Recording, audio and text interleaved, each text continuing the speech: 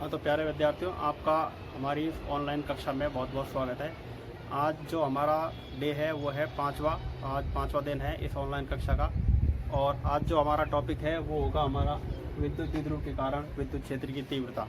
अब देखो, ये विद्युत द्विध्रुव जो है ये टॉपिक आपने पिछली कक्षा में पढ़ लिया था, पिछले वीडियो में। और विद्युत द्विध्रुव के कारण विद्युत क्षेत्र की जो तीव्रता है वो दो प्रकार से ज्ञात की जाती है। कैसे कैसे ज्ञात की जाती है, आइए हम देख लेते हैं बोर्ड पे। देखो, सबसे पहले कि ये आप एक विद्युत द्विध्रुव ले लीजिए। अब ये वाली जो रेखा है, देखो ये वाला जो बिंदु है ये तो आपने मान लिया क्या, माइनस का क्यू मान लिया, और इसको आपने प्लस का क्यू मान लिया। अब ये वाली जो रेखा है इसको तो हम क्या कह देते हैं, इसको तो हम कहते हैं विद्युत द्विध्रुव का अक्ष कह देते हैं। और इसके बीचों बीच जो लंबवत रेखा गुजरती है इसको हम विद्युत द्विध्रुव का निरक्ष कह देते हैं, निरक्ष। अब यदि ये जो द्विध्रुव है इसके कारण तीव्रता इस वाली रेखा पे कहीं ज्ञात करते हैं तो हम इसको कहते हैं अक्षीय रेखा पे तीव्रता। अक्षीय रेखा पे तीव्रता यहाँ पे कहीं ज्ञात करोगे। और यदि इस वाली रेखा पे कहीं पे तीव्रता ज्ञात कर देते हैं तो हम कह देते हैं निरक्षीय रेखा पे तीव्रता, या फिर निरक्ष पे विद्युत क्षेत्र की तीव्रता। इस प्रकार से दो तरह से ज्ञात की जाती है। अब इसमें से एक नंबर जो हम पढ़ेंगे वो हम पढ़ेंगे विद्युत द्विध्रुव के अक्ष पर तीव्रता। ठीक है, सबसे पहले हम देख लेते हैं विद्युत द्विध्रुव के अक्ष पर। तो देखो, अक्ष पर तीव्रता को समझने के लिए सबसे पहले हम एक चित्र बना लेते हैं, उस चित्र की सहायता समझते हैं। जैसे मान लीजिए आपके पास ये एक विद्युत द्विध्रुव है, ठीक है, और ये वाला जो आवेश है आपके पास ये हो गया क्या, ये तो माइनस क्यू हो गया, ये वाला आवेश माइनस क्यू हो जाएगा, और ये वाला आवेश जो है ये प्लस का क्यू हो जाएगा। अब ये इसका अक्ष है ये, और इसके अक्ष पर ये आपने एक पॉइंट मान लिया अपनी तरफ से। तो आप मान लो कोई भी बिंदु मान लो, आप भी मान लो अपनी तरफ से, ऊपर लिख लिया हमने। अब देखो, यहाँ से और यहाँ तक की जो दूरी है ये हम कितनी लेते हैं, ये मैंने आपको बताया था 2D लेते हैं, ठीक है। और ये वाला जो बिंदु P है ये मध्य बिंदु से जो इसकी दूरी है, मध्य बिंदु से इसकी दूरी आप मान लीजिए स्मॉल r, यानी जो संदर्भ बिंदु है जहाँ पे हमको विद्युत क्षेत्र की तीव्रता ज्ञात करनी है उसको मध्य बिंदु को हम परिचित करते हैं O से। यहाँ से ये दूरी है स्मॉल r हो गई। अब देखो, ये वाला जो पॉइंट है इसको तो आप मान लो A, इसको A बिंदु मान लिया, और इसको हमने मान लिया बिंदु B। अब बिंदु A से इस बिंदु P की जो दूरी है वो आप एक बार देखिए चित्र में समझ में आ जाएगी। कितनी हो जाएगी, देखो R तो यहाँ से यहाँ तक है, और ये आधी दूरी देखो, यहाँ ये पूरी दूरी 2D है, तो ये आधी दूरी कितनी हो जाएगी, यहाँ से यहाँ तक ये हो जाएगी D। तो कहने का मतलब D दूरी तो यहाँ से यहाँ तक ये तो हो गई D, और यहाँ से लेके और यहाँ तक ये हो गई कितनी R, ये वाली दूरी कितनी हो गई R। तो ये पूरी दूरी कितनी हो जाएगी, पूरी दूरी हो जाएगी, ये हो जाएगी R प्लस D। ठीक है, ये समझ आ गया होगा आपको। ठीक है, 5वीं क्लास के विद्यार्थी हो, समझ जाओगे।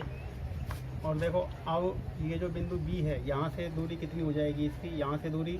अब देखो, ये जो दूरी R है इसमें से कितनी दूरी कम करनी है आपको, ये वाली दूरी कम कर दो। तो ये वाली दूरी कम कर दोगे तो यहाँ से लेकर यहाँ तक की दूरी कितनी है, स्मॉल d हो जाएगी। 2D क्यों लिए, आधी आधी करनी होती है, इसीलिए हमने 2D लिया। मैंने आपको पिछले वीडियो में बताया था कि 2D लेने का कारण अगले टॉपिक में समझ में आएगा।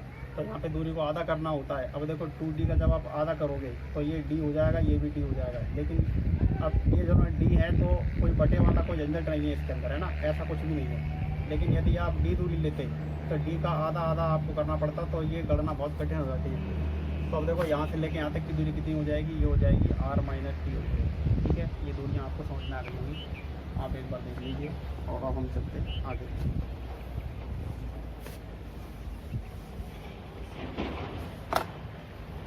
अब देखो, हमारा जो काम क्या है, हमें यहाँ पर विद्युत क्षेत्र की तीव्रता ज्ञात करनी है बिंदु P पर। तो बिंदु P पर जो तीव्रता होगी वो किस के कारण होगी, एक तो इस ऋणावेश के कारण होगी, एक इस धनावेश के कारण होगी। दो आवेश हैं तो यहाँ पे तीव्रताएं भी दो होंगी। तो हमको करना क्या है, देखो ये ध्यान रखना, मैंने आपको बताया था कि एक से अधिक आवेशों के कारण किसी एक आवेश पर, दो से अधिक आवेशों के कारण किसी आवेश पर विद्युत क्षेत्र की तीव्रता। तो मान लो कि ये एक आवेश है, मैं वो टॉपिक याद दिलाता हूँ, ये एक आवेश है, ये आवेश हो गया Q0। अब एक आवेश Q1 यहाँ है, एक आवेश Q2 यहाँ है। तो इस बिंदु पर यहाँ पर विद्युत क्षेत्र की तीव्रता कुल मिला कितनी हो जाएगी, इस वाले बिंदु पे, इसको Q को तो हटा दो आप। ठीक है, यहाँ पर विद्युत क्षेत्र की तीव्रता कितनी हो जाएगी, इसके कारण हो जाएगी E1, और इसके कारण कितनी हो जाएगी, इसके कारण हो जाएगी E2। अब यदि आपको परिणामी विद्युत क्षेत्र की तीव्रता ज्ञात करनी है तो क्या करोगे, अब अगर तीसरा भी होता यहाँ पे Q3 होता तो उसके लिए यहाँ पे कितनी हो जाती E3, और परिणामी मान कितना E1 E2 सदिश योग। कहने का मतलब यदि किसी बिंदु पर कुल कुल मिला के विद्युत क्षेत्र की तीव्रता ज्ञात करनी होती है तो हम उन सभी विद्युत क्षेत्र की तीव्रताओं का सदिश योग कर देते हैं। तो इसी तथ्य को ध्यान में रखते हुए हमें यहाँ पर विद्युत क्षेत्र की तीव्रता ज्ञात करनी है। तो हम क्या करेंगे, यहाँ पर विद्युत क्षेत्र की तीव्रताओं का योग कर देंगे। तो देखो सबसे पहले यहाँ पर इस वाले बिंदु के पास में कौन सा आवेश है, प्लस क्यू है या माइनस क्यू है। इस पक्ष की बात है प्लस क्यू, और ये कौन से बिंदु पर है, बी पर। तो यहाँ पर किसकी तीव्रता ज़्यादा होगी, बी की होगी या ए की होगी। तो ये बी की होगी क्योंकि बी वाला ज़्यादा पास है। तो बी की तीव्रता देखो, ये धनावेश है, प्लस आवेश के कारण तीव्रता सदैव दूर की तरफ होती है। ये आपने पीछे पढ़ा था, धनावेश के कारण सदैव बाहर होगी। तो ये तो हो जाएगा क्या, ये हो जाएगा ई बी, ठीक है। और इसी प्रकार से ये जो ऋण आवेश है, ऋण आवेश की तीव्रता सदैव आवेश की ओर ही होती है। तो इसके कारण जो तीव्रता होगी वो हो जाएगी ये, और ये हो जाएगी क्या, ई ए हो जाएगी, ठीक है। इस प्रकार से अब देखो स्पष्ट बात है, इन दोनों के बीच में जो एंगल बन रहा है ये 180 डिग्री का बन रहा है। ये आप ध्यान रखना, ये बिंदु पी ले लिया, ठीक है।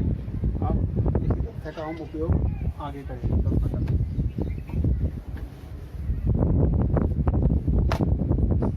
देखो जैसे एक चित्र बनाया ना, तो आपको क्या करना होता है कि एग्जाम में कुछ थ्योरी में लिखनी होती है। ऐसा नहीं है कि आप सीधे चित्र बनाया और गणना कर दी।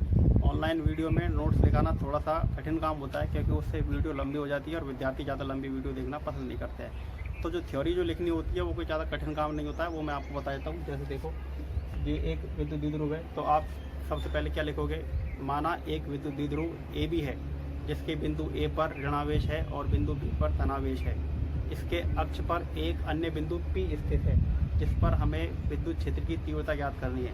इसके लिए हम बिंदु बी और बिंदु ए दोनों के कारण बिंदु पी पर परिणामी विद्युत क्षेत्र की तीव्रता ज्ञात करेंगे, और इसे ज्ञात करने के लिए दोनों तीव्रताओं का सदिश योगफल कर देंगे। ये आपको नोट्स में लिखना होता है, ठीक है। हाँ देखिए, चित्र मैंने एक बार दोबारा बनाया था, है ना। आप उसमें कुछ ज़्यादा कुछ चेंज नहीं है, आप एक बार देख लेना बस। और देखो अक्षीय स्थिति में, अक्षीय स्थिति चल रही है, ये अक्ष पर है, ये मैंने आपको बता ही दिया था। तो देखो सबसे पहले अब हमको क्या करना है कि इस वाले पॉइंट पी पर इस प्लस क्यू आवेश के कारण विद्युत क्षेत्र की गणना करते हैं। पहले प्लस क्यू के कारण करते हैं। तो देखो क्या लिखेंगे हम कि प्लस क्यू आवेश के कारण, प्लस क्यू आवेश के कारण पी पर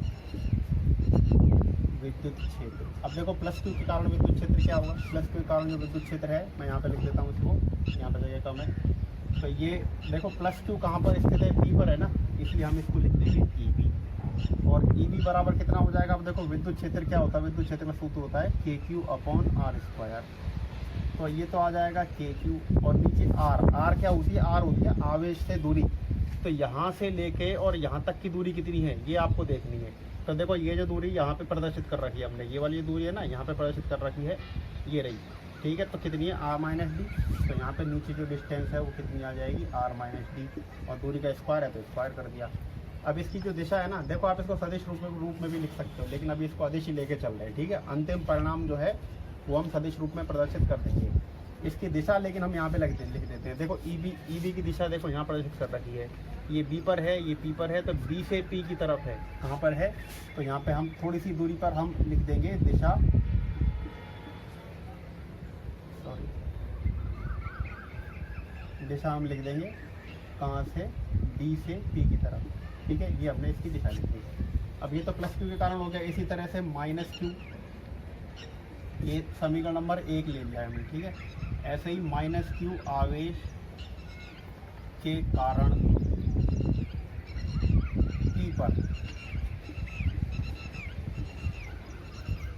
पी पर विद्युत क्षेत्र, माइनस क्यू के कारण देखो, अब माइनस क्यू कहाँ पर है, ए पर है। इसको हम लिख देंगे ए, और ये कितना हो जाएगा, ये हो जाएगा के क्यू। देखो ये कितना आ जाएगा, ये के क्यू, और नीचे जो है वो कितना आ जाएगा। अब देखो यहाँ से नीचे डिस्टेंस कहाँ से, ए से लेनी है, और यहाँ से लेके यहाँ तक की डिस्टेंस हमने लिख रखी है, कितनी है ये हो जाएगी आर प्लस डी, और होल स्क्वायर का लिख दिया। इसकी भी दिशा लिख देंगे। देखो अब ये ई ए है ना, तो ई ए की दिशा देखो पी से ए की तरफ, ये रहा देखो तीर का चिन्ह। तो यहाँ पे हम क्या लिख देंगे, यहाँ पे हम लिख देंगे दिशा, और दिशा क्या लिख देंगे, पी ए, ठीक है। ये आपने दिशा लिख दी इसके पास। ये समीकरण नंबर कौन सा हो गया, तो अब देखो हमको बिंदु पी पर परिणामी विद्युत क्षेत्र ज्ञात करना है। तो परिणामी विद्युत क्षेत्र ज्ञात करने के लिए हम क्या करेंगे, सदिशों का योग कर देंगे, ठीक है, सदिशों का योग पर। तो सदिशों का अब यहाँ पर हम लिखते हैं P पर परिणामी, P पर परिणामी विद्युत क्षेत्र। परिणामी विद्युत क्षेत्र क्या होगा, E बराबर कितना हो जाएगा, EA प्लस EB। लेकिन ध्यान रखना दोनों सदिश राशियाँ, इसलिए सदिश योगफल होगा, अदिश राशि नहीं है, दोनों सदिश राशियाँ हैं। और जब भी दो सदिश राशियाँ होती हैं तो उनका परिमाण ज्ञात करने के लिए आप इस सूत्र का उपयोग करते हो। ये आपने 11वीं क्लास में पढ़ा है, P square plus Q square plus 2PQ cos theta का अंडर रूट। ये आपको ध्यान होगा, उसी का उपयोग हम यहाँ पर करेंगे। तो देखो E, अब ये E जो है ना अक्ष पर याद कर रहे हैं ना हम, तो हम इसको लिख लेंगे अक्ष, नीचे हमने लिख लिया है अक्ष। और E हम इसको अक्ष यहाँ पे लिख देंगे, या इसको हम एक्सिस भी कह देते हैं। अक्ष को हम क्या कहते हैं इंग्लिश में, एक्सिस भी कह देते हैं। अब इन दोनों का परिमाण ज्ञात करने के लिए क्या करोगे आप, देखो EA square plus EB square plus 2EA EB cos theta, और इस पूरे का हो गया ये अंडर, ठीक है। अब देखो ये EA square plus EB square plus 2EA EB cos 180। देखो ऊपर वहाँ पे 180 डिग्री का एंगल है, ये इसका अंडर रूट होगा, ठीक है। और देखिए अब ये EA square plus EB square, अब कॉस 180 का मान कितना होता है, वो होता है -1। ये हो जाएगा 2 EA EB, और ये यहाँ पर आपने -1 ले लिया। अब ये कई बार क्या -1 की ज़रूरत नहीं होती है यहाँ पर रखने की, सीधे यहाँ पे भी ले लेगा। और फिर क्या आ जाएगा, फिर आ जाएगा देखो EA square plus EB square minus 2 EA EB। अब देखो इसको पहचानना पड़ेगा आपको, ये फॉर्मूला जो है इसको पहचान लो एक बार, क्या है ये।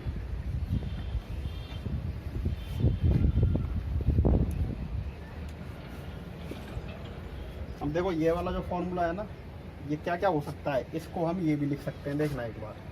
ये वाला जो फॉर्मूला है इसे आप देख लो, और इसको हम क्या लिख सकते हैं, इसको हम लिख सकते हैं EA प्लस EB का होल स्क्वायर, और EA माइनस EB का होल स्क्वायर, और इसी को हम EB माइनस EA का होल स्क्वायर भी लिख सकते हैं, दोनों ही लिख सकते हैं। लेकिन यहाँ पर क्या लिखना सही रहेगा, यहाँ पर आपको देखना पड़ेगा EA ज़्यादा है या EB ज़्यादा है, और वो कहाँ से पता पड़ेगा, वो आपको चित्र में पता पड़ जाएगा। और देखो P के ज़्यादा पास में कौन है, B है या A है, B है ना, देखो चित्र में B है, तो B है तो वही, उसी का मान ज़्यादा होगा जो पास में है, उसी का प्रभाव ज़्यादा रहेगा जो पास में है। तो B ज़्यादा है तो ज़्यादा में से हम कम घटाएंगे, एक तरीका ये हो गया। दूसरा आप क्या कर सकते हो, देखो एक तो ये वाला समीकरण, और ये यहाँ से भी देख सकते हो, जिसमें नीचे हर जो है वो छोटा है, यानी डेनोमीटर जो छोटा है R माइनस डी और R प्लस डी में से जो छोटा है वही चीज़ बढ़ जाएगी, क्योंकि हर जितना छोटा होता है संख्या उतनी बड़ी हो जाती है। इस पर से बात है, E भी ज़्यादा है, ठीक है, इसलिए ज़्यादा वाली राशि को तो हम यहाँ पर रखते हैं और कम वाली को हटा देते हैं। तो इसके बाद में मैं यहाँ पे कर रहा हूँ, देख लेना यहाँ पे, इसके बाद में देखिए, इसके बाद तो ये जो आपके पास चल रहा है, क्या चल रहा है, E अक्ष लिख दो, या इसको आप E एक्सिस या एक्सियल आप कुछ लिख दो, और बराबर ये आ जाएगा EB माइनस EA का होल स्क्वायर, और ये आएगा अंडर रूट, इससे कैंसिल हो जाएगा, ठीक है। देखो ध्यान रखना, ये स्क्वायर आएगा, चलो अभी तो आप इसको ऐसे कहते हैं। और नेक्स्ट स्टेप में क्या हो जाएगा, नेक्स्ट स्टेप में ये स्क्वायर से अंडर रूट कैंसिल हो जाएगा, और ये आ जाएगा आपके पास EB माइनस EA, ये आ जाएगा आपके पास, ठीक है। तो अब देखो, अब EB और EA दोनों की वैल्यूज़ ले लो आप, ठीक है, यहाँ से ले लेते हैं इसको, ठीक है। आप एक बार ऐसा करो, इस यहाँ तक नोट कर लेना, ये इक्वेशन जो आपके पास, ये थर्ड इक्वेशन है, आप इसका स्क्रीनशॉट ले लीजिए एक बार,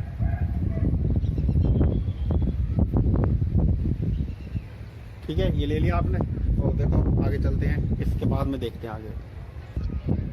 हाँ देखो, ये जो समीकरण 3 है, इसको एक बार मैं यहाँ पर नोट कर लेता हूँ। ये जो इक्वेशन है ना आपके पास, क्या है ये, EB माइनस EA, ये चल रहा है आपके पास, ठीक है। E अक्ष बराबर या E एक्सिस बराबर ये चल रहा है आपके पास, इक्वेशन नंबर 3। अब हम इस वाली इक्वेशन में क्या करेंगे कि इसमें जो पीछे अभी आप देख लेना, 1 और 2 इक्वेशन जो लिखी थी वहाँ से वैल्यूज रख देंगे। तो ई बी की जो वैल्यू थी आपके पास, वो ई बी की वैल्यू क्या थी, वो थी K Q upon R minus D, यही थी ना आपके पास, एक बार देख लेना। ठीक है, आर माइनस डी का होल स्क्वायर, और ये माइनस आ जाएगा और ये आ जाएगा K Q upon R plus T का होल स्क्वायर। अब देखो इसके अंदर आप ना ये ध्यान रखना कि कौन सा समीकरण आपको पहले रखना है, कौन सा समीकरण आपको बाद में रखना है, इस बात का विशेष ध्यान रखना। अब इसमें देखो आप कॉमन क्या आ रहा है, आपके पास कॉमन आ रहा है के क्यू।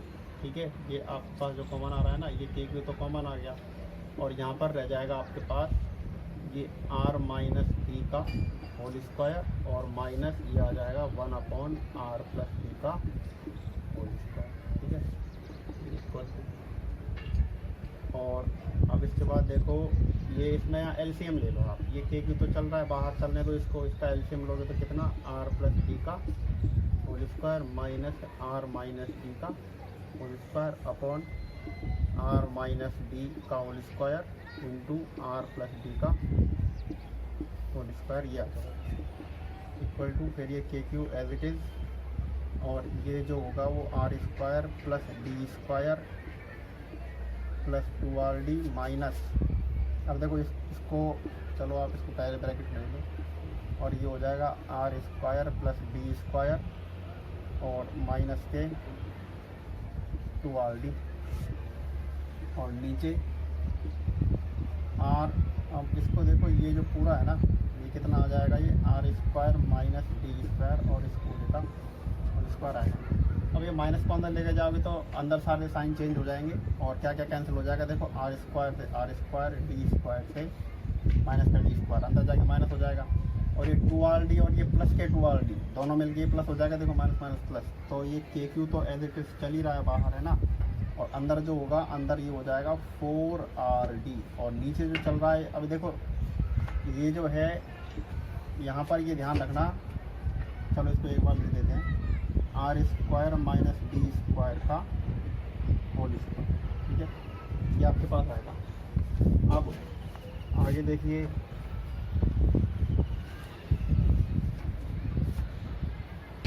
देखो अब यहाँ से आगे क्या करना पड़ेगा, आपको 2-3 बातों का ध्यान रखना है ना। क्या क्या ध्यान रखना है, एक तो देखो, एक तो आपको ध्यान रखना है Q इंटू 2D, इसको आपने क्या लिखा था, ये आपने पीछे लिखा था, क्या लिखा था, कि विद्युत द्विध्रुव आघूर्ण होता है Q इंटू 2D, और ये जो आपने लिखा है ना, देखो R square minus D square, जो यहाँ पर जो आपने लिख रखा है, तो इसमें हम क्या करते हैं, इसके अंदर जो, अब देखो ये जो आपके पास डाइपोल है ना, ये डिस्टेंस होती है 2D, और इसकी आधी कर देंगे तो ये हो जाती है D, और ये वाली जो डिस्टेंस है, ये वाली आपने ली थी R। हमने जब डेफिनेशन पढ़ी थी विद्युत द्विध्रुव की, तो उसमें हमने ये पढ़ा था कि अल्प दूरी पर स्थित दो समान आवेश जो होते हैं, परिमाण में समान और प्रकृति में विपरीत आवेशों का युग्म जो होता है, उसको हम विद्युत द्विध्रुव इलेक्ट्रिक डाइपोल कहते हैं। तो स्पष्ट बात है, 2D दूरी जो है वो बहुत कम है। अब 2D कम है तो D तो और भी कम हो जाएगी, और उसका स्क्वायर कर देंगे तो और भी कम हो जाएगा। क्यों? उसका रीज़न ये है कि एक से छोटी जो संख्याएँ होती हैं, उनका अगर स्क्वायर करते जाओ तो वो और भी छोटी होती चली जाती है। इसका मतलब ये है कि जब D का स्क्वायर करोगे ना आप, D का स्क्वायर, तो वो R स्क्वायर से बहुत छोटा हो जाएगा, और बहुत छोटा हो जाएगा, इसलिए उसको हम गणना में शामिल करें या ना करें कोई फ़र्क ही नहीं पड़ने वाला। इसलिए हम क्या करते हैं, इसको बहुत छोटा मान के कैलकुलेशन हमारी छोड़ देते हैं। ठीक है, तो यहाँ से देखना, अब आप यहाँ से क्या हो जाएगा, ये KQ। अब इसको आप KQ भी मत लिखो, आप इसको देखो कैसे कर दोगे, 4RD है ना, तो इसको Q इंटू 2D तो आप अलग ले लो, और ये 2K को अलग ले लो, और R अलग ले लो। ठीक है, और नीचे देखो मैंने क्या बताया, R स्क्वायर को लेना है, D स्क्वायर को तो छोड़ दो, तो ये R स्क्वायर का स्क्वायर है, ये पावर हो जाएगी 4। देखो इसको छोड़ दोगे तो R स्क्वायर का स्क्वायर, ये तो पावर 4 हो गई। तो अब ऊपर भी देख लो आप, न्यूमरेटर में क्या है, अंश में देखो 4 को हमने क्या कर दिया, ये 4 का 2 और 2 ये ले लिया, तो 2 इंटू 2 4 हो गया। ये K आ गया, ये एज इट इज़ K आ गया, यहाँ पर जो K था वो K आ गया, Q की जगह ये Q आ गया। ठीक है, और ये D की जगह पर ये D आ गया, और ये R जो है ये आपने बाहर ले लिया। इस पूरे को अगर आप फिर से जॉइंट करोगे तो यही चीज़ आ जाएगी। ठीक है, अब देखो एक R से एक R कैंसिल हो जाएगा, तो दिस इक्वल टू, अब देखो ये 2k और ये पूरा क्या है, ये है स्मॉल p, ठीक है। अब एक r से एक r कैंसिल हो जाएगा और नीचे क्या रह जाएगा, ये r³ रह जाएगा। तो ये जो आपके पास फॉर्मूला आया है इसका ई अक्ष या ई एक्सिस,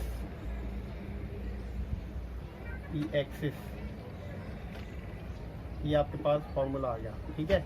ये स्केलर फॉर्म है, अदिश रूप है इसका, ठीक है, सदिश रूप नहीं है। अब इसी को सदिश रूप में लिखना है, तो देखो सदिश रूप में लिखने के लिए आप क्या करोगे, इसके लिए आपको देखना पड़ेगा जो आपने चित्र बनाया था ना, उसमें देखना कि जो इसकी जो दिशा थी, जो आपने पीछे चित्र जो बनाया था ना, उसकी जो आपके पास दिशा थी ना, वो आपने कहाँ पर ली थी, जो पॉइंट P पर आपने इस तरफ तो ई बी लिया था और इस तरफ आपने ई ए लिया था।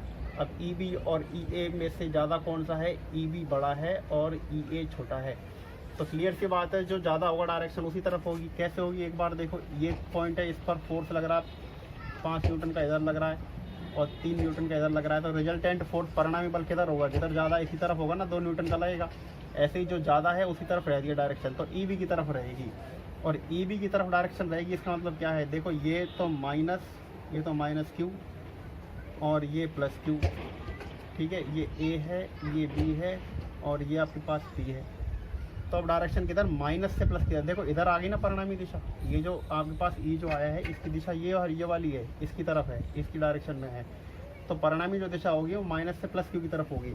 अब इसमें अब देखो, जो विद्यार्थी समझते हैं वो तो समझने का प्रयास करेंगे, नहीं समझते वो इसको रट लेते हैं। अब जो रटते हैं उनके लिए भी बताता हूँ, इतना ध्यान रखना कि अच्छी स्थिति में परिणामी विद्युत क्षेत्र की दिशा जो होती है वो माइनस क्यू से प्लस क्यू की तरफ होती है, यानी पी की दिशा में ही होती है। तो सदिश रूप में जब आप लिखोगे तो इसको किस तरह से लिख दोगे, ई एक्सिस बराबर ई अक्ष बराबर आ जाएगा 2kp, ये आ जाएगा, और अपॉन r³। यहाँ पर देखो, ये ध्यान रखना कि ई की दिशा और पी की दिशा ए की तरफ है। पी की दिशा माइनस क्यू से प्लस क्यू की तरफ होती है और यहाँ पर तो विद्युत क्षेत्र आ रहा है, उसकी भी डायरेक्शन माइनस क्यू से प्लस क्यू की तरफ ही है, इसलिए यहाँ पर कोई माइनस चिन्ह नहीं आया है। जब इन दोनों की दिशाएं विपरीत होती हैं तो आगे माइनस का चिन्ह आ जाता है, ठीक है। ये आपके पास परिणामी मान हो गया। इसके नीचे आप इतना। अब इसमें देखो, एक बात का आप ध्यान रखना कि अगर एक अकेला पॉइंट जो होता है, बिंदु आवेश के कारण जो विद्युत क्षेत्र होता है, electric field due two point charge, वो जो होता है उसका सूत्र कितना होता है, ई बराबर KQ अपॉन r²। लेकिन यहाँ पे नीचे r³ आ रहा है, तो ये ध्यान रखना कि अकेला पॉइंट जो होता है उसके कारण जो विद्युत क्षेत्र होता है वो तो व्युत्क्रमानुपाती किसके होता है, इन्वर्सली प्रोपोर्शनल टू होता है r² के। लेकिन अक्षीय स्थिति में जो विद्युत क्षेत्र जो होता है वो r³ के, ई यहाँ पर ई एक्सिस जो इन्वर्सली प्रोपोर्शनल होगा वो किसके होगा, r³ के। इस बात का विशेष ध्यान रखना, ठीक है। आप इसको नोट कर लीजिए, पूरा स्क्रीनशॉट ले लीजिए इसका। तो ये आपने इसका स्क्रीनशॉट ले लिया होगा। हाँ, तो देखिए प्यारे विद्यार्थियों, आज के इस वीडियो में केवल इतना ही। ये एक टॉपिक है, ज़्यादा लंबी वीडियो हो जाएगी अगर दूसरा टॉपिक लेंगे तो। अब देखो, मैं आपसे निवेदन करना चाहता हूँ कि हम जो वीडियो डाल रहे हैं उन पर ना तो कोई व्यूज़ ज़्यादा आ रहे हैं और ना ही उस पर कोई कमेंट्स आ रहे हैं। अगर आपको ऐसा लगता है कि वीडियोज़ में कुछ कमी है, कुछ क्वालिटी में, वीडियो क्वालिटी में है, या फिर आप चाहते हो कि इसमें कुछ और भी एक्स्ट्रा डाला जाए पढ़ाई लिखाई संबंधित, तो वो भी आप बता दीजिए। इस चैप्टर को हम जल्दी से जल्दी ख़त्म करके 1 या 2 दिन में ही ख़त्म कर देंगे, अगली 1 या 2 वीडियो में ही, और उसके बाद न्यूमेरिकल स्टार्ट करेंगे। तो आपसे ये निवेदन है कि आप उन सभी विद्यार्थियों तक इस वीडियो को पहुँचाएँ, ज़्यादा से ज़्यादा लाइक करें, ज़्यादा से ज़्यादा शेयर करें, हमारे चैनल को सब्सक्राइब करें। आपसे निवेदन है, और उन विद्यार्थियों तक पहुंचाएं जो इसका लाभ उठाना चाहते हैं, ठीक है, क्योंकि अभी तो बहुतों को पता ही नहीं है कि ऑनलाइन पढ़ाई भी शुरू हुई है। बहुत बहुत धन्यवाद। जय माँ भारती।